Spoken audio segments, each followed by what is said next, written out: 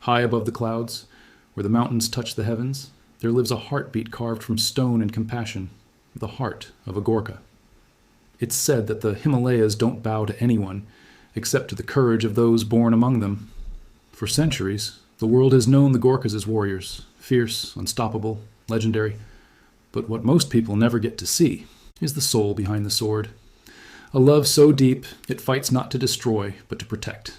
Long before medals, uniforms, and empires, there were hills, green, wild, and filled with stories whispered by the wind. In one of those hills lived a boy named Ashir, the son of a farmer. He grew up barefoot, running through the misty fields of Gorkha, chasing the sunrise, and listening to tales of his ancestors, men who fought not for gold, but for the dignity of their land. His father used to tell him, Ashir, a Gorkha's strength doesn't come from his arm, it comes from his heart. A true warrior fights only when love leaves him no other choice. Years passed, and the boy became a man. When his village was threatened by raiders, Ashir stood before them, not with anger, but with quiet resolve. He carried his father's Kukri, its blade dull, but its meaning sharp. The fight that followed wasn't just for land, it was for his people's peace. And on that day, he learned what his father meant, that love and courage are the same river flowing through the same heart. This spirit, the Gorkha spirit, would echo across centuries. When King Prithvi Narayan Shah dreamt of a united Nepal, it was the sons of Gorkha who marched beside him through jungles and over mountains, carrying not just weapons, but hope. And when the British Empire, vast and supremely confident, came knocking on Nepal's borders, it was the Gorkhas who answered. At the Battle of Nalapani, they fought surrounded and outnumbered, without food or water. For days, cannon fire rained down upon them, yet when the fort finally fell, the British commander saluted the last Gorkha standing.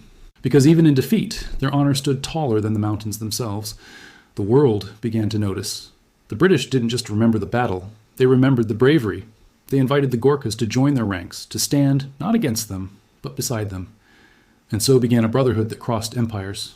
The Gorkhas fought in distant lands, in Burma, France, Italy, Africa. They charged through the trenches of World War I and battled through the jungles of World War II. Their courage became legend.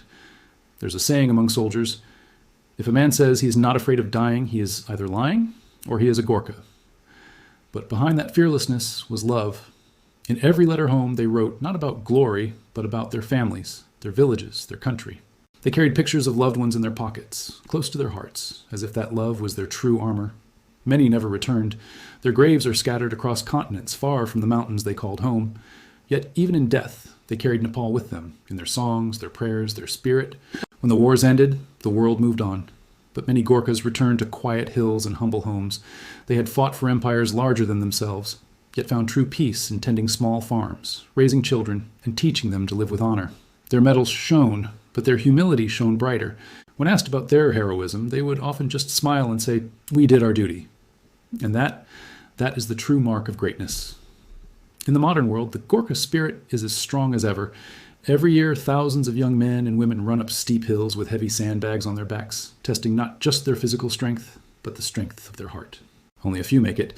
But even those who don't carry forward the lessons of perseverance, and those who do earn the right to wear the badge, carry not just a tradition, but generations of sacrifice on their shoulders. Today, Gorkhas serve in the British Army, the Indian Army, and in United Nations peacekeeping missions all around the globe, standing between chaos and safety, between fear and hope. And yet, their true power is not just in the way they fight, but in the way they live. They are living proof that kindness and strength are not opposites. They are allies, that a person can wield a sword and still carry a heart that forgives, that victory means nothing if it isn't guided by compassion. In the quiet villages of Nepal, old veterans still tell stories by the fire, not of blood and battle, but of friendship, laughter, and loyalty. They teach the young ones that bravery isn't just about facing bullets. It is about facing fear itself, and that even in the darkest moment, a kind heart can light the way. The Gorkhas remind us all that true strength is not how loud you roar, it is how deeply you love. That protecting others is the purest form of courage, and that a blade is only as noble as the heart that wields it. So the next time you hear the call, Ayo Gorkhali, know that it's not just a battle cry, it's a promise that goodness still exists, that humanity can still stand tall, and that love, real, fearless love, can protect the world. This has been Dr. Noxon, and this is the heart of a Gorkha. May we all learn from them, to fight not with hate, but with honor, to live not for ourselves, but for something greater, and to carry within us a courage so gentle that it can change the world. Thank you for watching. If this story moved you, please consider liking the video and subscribing for more content that explores the heart of humanity. Until next time.